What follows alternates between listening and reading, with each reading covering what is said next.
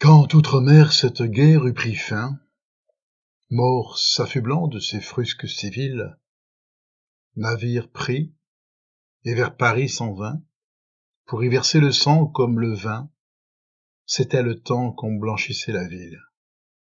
L'or y parut, dans une chaise à roues, cette façon d'étrange voyageuse plus que du sphinx tenant du loup-garou, dont la guenille était faite des trous. Pourquoi dentelle et dite merveilleuse?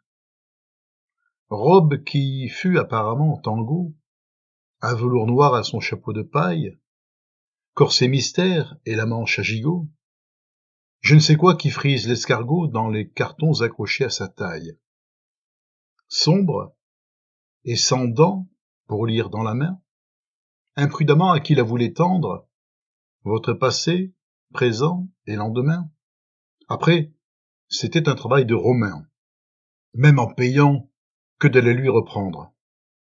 Comment eût pu s'en défendre Paris, de qui la paume aux passants est ouverte?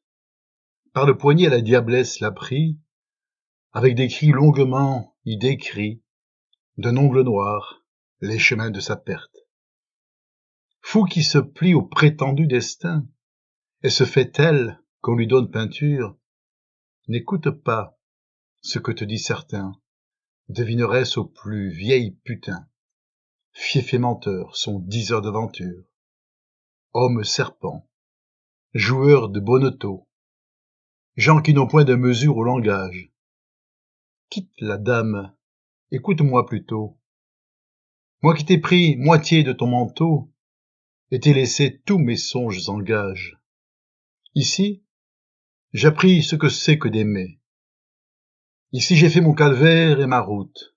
Ici, ma vie est partie en fumée.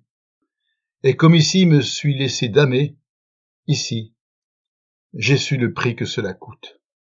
Paris, mon blé pour qui je crains le grain, ma roseraie, où le soleil se lève, si tendre au jour. Paris, mon romarin, si beau le soir, qu'on en manque son train. Si doux la nuit qu'on le préfère au rêve. Abandonnons ici le rythme ancien, par passion, perdons en patience, et qu'au dessert chacun suive le sien. Écoute-moi car tous les magiciens en savent moins que je n'en ai science.